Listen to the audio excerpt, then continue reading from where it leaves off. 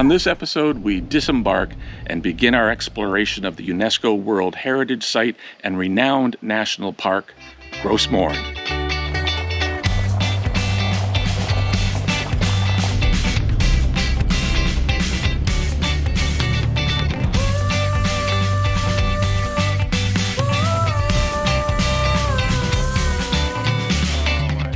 We are Terry and Cindy O'Keefe. We've been camping together for more than 40 years, and we invite you to join us on a 14-episode adventure as we explore Newfoundland and Labrador.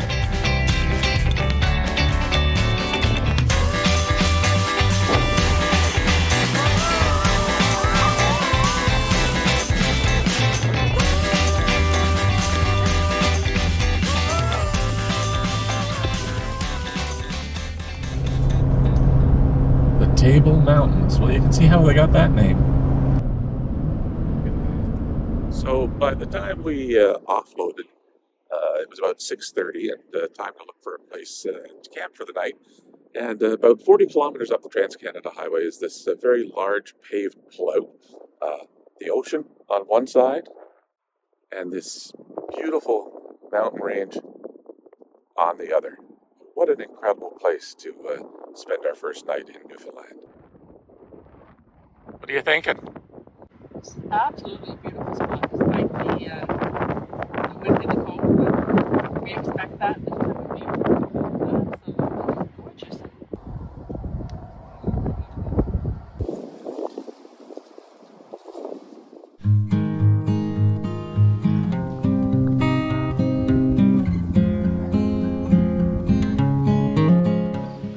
The sun tried to break through the clouds racing over the long-range mountains, still dappled with snow, on our first morning on The Rock, but we couldn't stay. We were headed to Gros Morne National Park.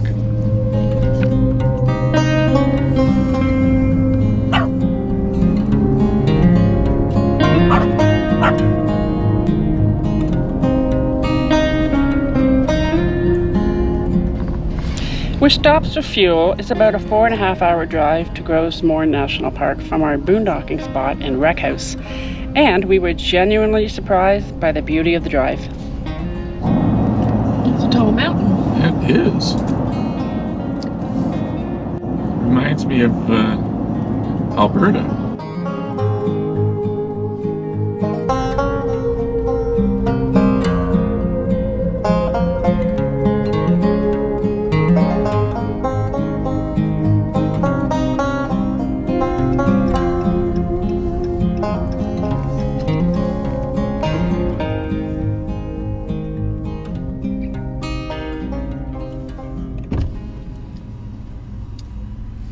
Hi there, how are you? How are you? Good, thanks.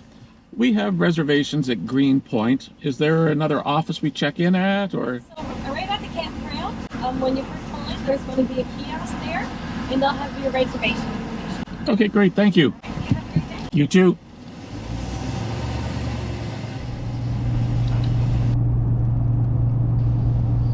Gros Morne is a place unlike any other on Earth. Covering 1,805 square kilometers, the park is a never-ending series of wonders. Just driving through the mountainous park will delight. Unfortunately, though, we can't share some of the best parts of that drive due to a technical issue with our dash cam. But there were lots of oohs and ahs. Gros Morne has 5 small campgrounds. We were headed for Green Point Campground on the northwestern side of the park. We thought the mountain views and sunset from our first night at the boondocking spot were special. We weren't prepared for what our first night at Gros Morne would bring. Nobody home? There's nobody here right this second, but they've got a list of everyone who's opened the glass. List of everyone coming in. We're down there as Site 4, which is correct.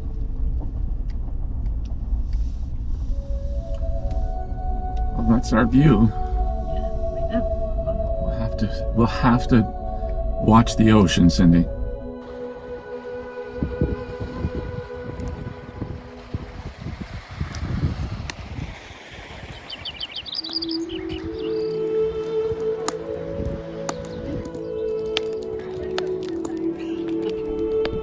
That's incredible.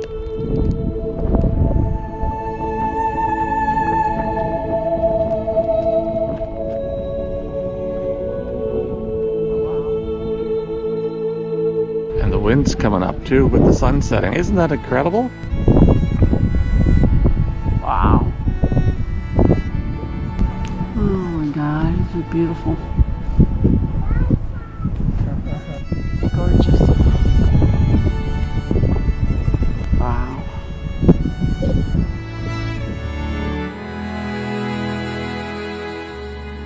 And if that isn't cool enough, the rainbow is setting over our trailer. Oh, it's amazing. Oh my God, it's amazing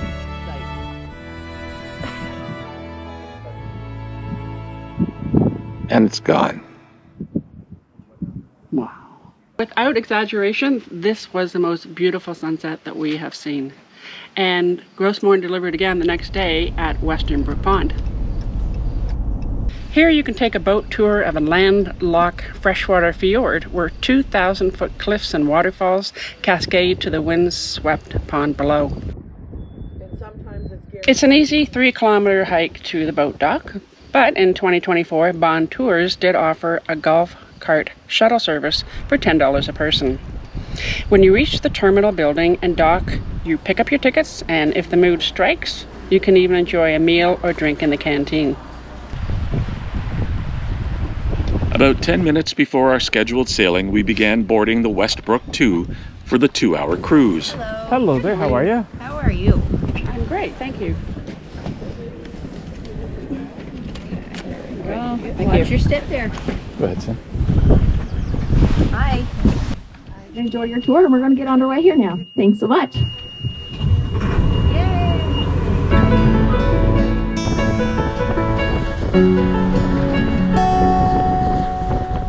The mountains surrounding the pond are part of the Long Range Mountains, the most northern section of the Appalachian Mountains. Yes, the same mountain chain is found in North Carolina and Virginia.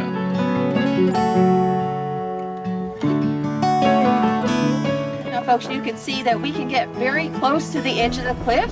In most areas around the shoreline, the water can be anywhere from 200 to 300 feet of water, even this close.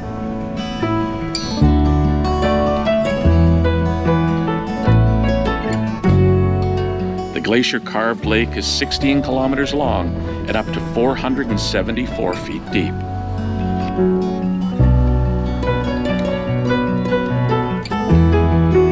The waterfall is known as Woody Pond Falls.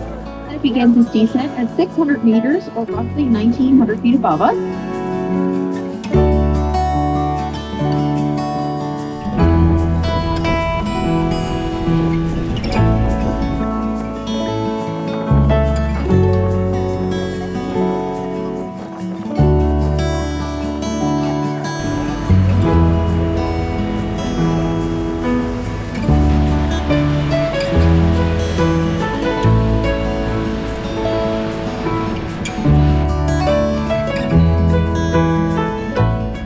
Over here on the right, we have one of our most striking waterfalls pouring off the high ledge of the plateau.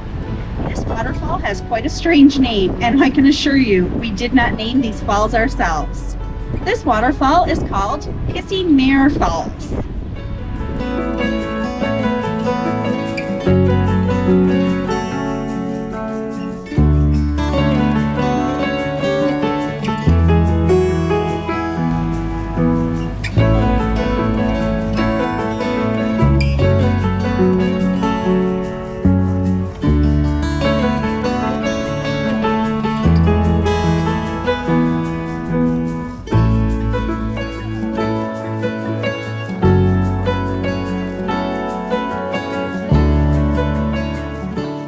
Pretty tawny, but in fact he is quite large. You can see the little pointed round nose and the beady eyes.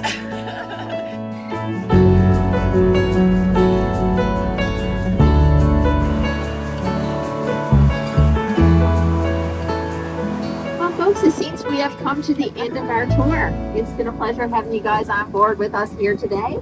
On behalf of our company BonTours, myself, Shelley, Jennifer, and of course our Captain Brad, we'd like to thank each and every one of you for coming out and joining us. We've heard some people suggest Western Brook Pond boat tour was touristy, but we thoroughly enjoyed it and thought the $79 per person price was well worth it. So in our first 2 days in Newfoundland, we'd had sunsets, waterfalls, mountains, fjords, all that regular beauty stuff. But Gros Morne wasn't done impressing. The next day, we were headed for the Tablelands.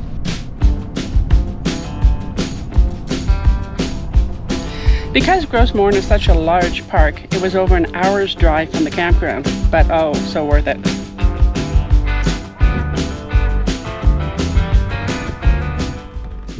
Are you having an issue? Yeah, I bought a new harness for Ranger and trying to figure out how to put it on. And he's getting a little annoyed. Are you getting annoyed, Ranger? He doesn't know what she's doing. Help me, Dad.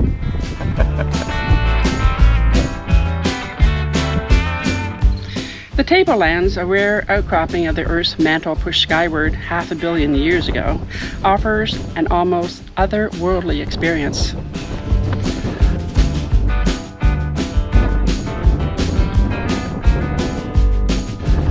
This barren orange landscape is considered one of the most inhospitable places for plant life on our planet. Very little is able to flourish here, but it was a fascinating and very windy place to explore.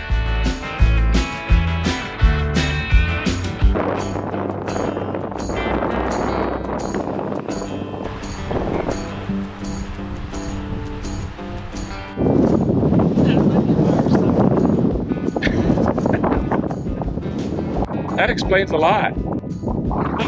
You're an alien.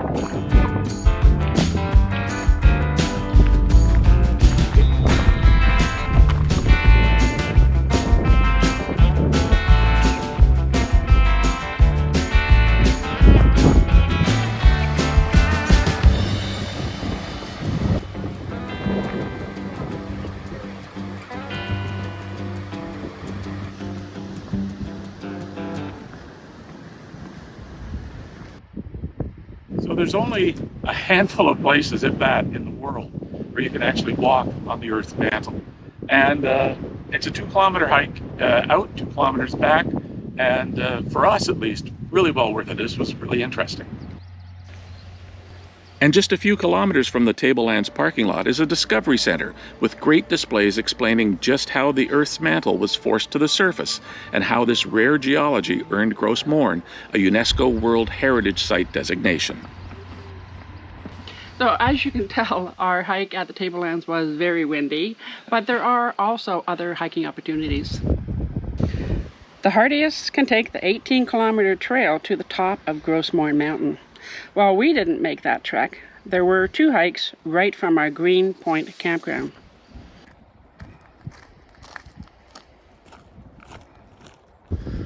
Oh, you want me to go first in case there's a moose? Yeah.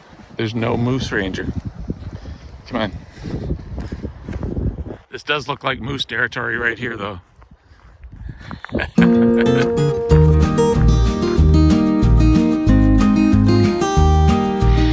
The coastal trail follows the track of the old mail road, where every winter, from 1882 to 1952, mailmen delivered mail via dog sled to the inhabitants.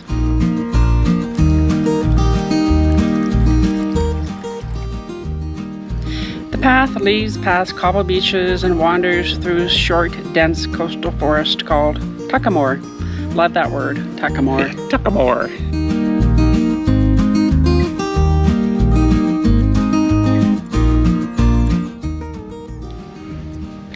And just to the north of the campground, you can hike past a tiny fishing outpost to Green Point. It was here geologists discovered layers of rocks and fossils that allowed them to correlate the age of sedimentary rocks around the world.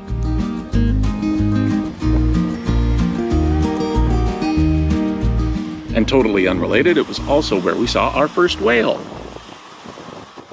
And seal.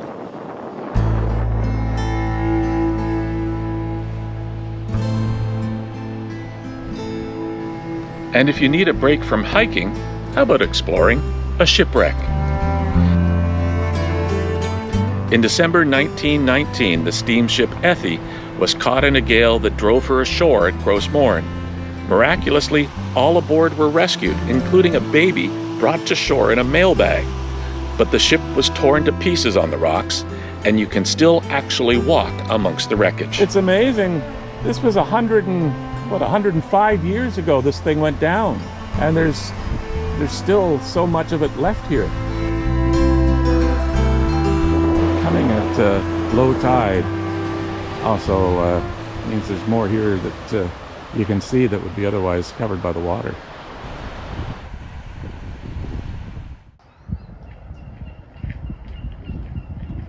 How's that view for dinner? Awesome. Look at the water. And just before we wrap up this episode, we wanted to give a bit more info about our campground and amenities in the area. Green Point Campground only has 33 sites, 8 with electricity and water, though the water wasn't potable when we were there. And a few of those sites, as you have seen, have amazing views. There's also a comfort station with good Wi-Fi, which is great because self-service here was basically non-existent. Okay. There's also a huge dog run and an RV dump station. What'd you get? Wild blueberry. There wasn't enough orange pineapple, so she topped it with maple walnut. Cheers. And one of the things that is a bit unique about Gros Morne National Park is it incorporates a few towns. Rocky Harbour, the largest of them, has multiple restaurants, a well-stocked general store, a gas station, a hardware store, even a dinner theater. Just a final thought, Gros Morne National Park is a jewel in the Canadian National Park system. We were there for 5 nights and enjoyed every second. We absolutely recommend visiting this spectacular park. On our next episode, we head to the northernmost point of Newfoundland's Great Northern Peninsula in search of Vikings and... Iceberg, dead ahead! I always wanted to say that. That's right, it's right there.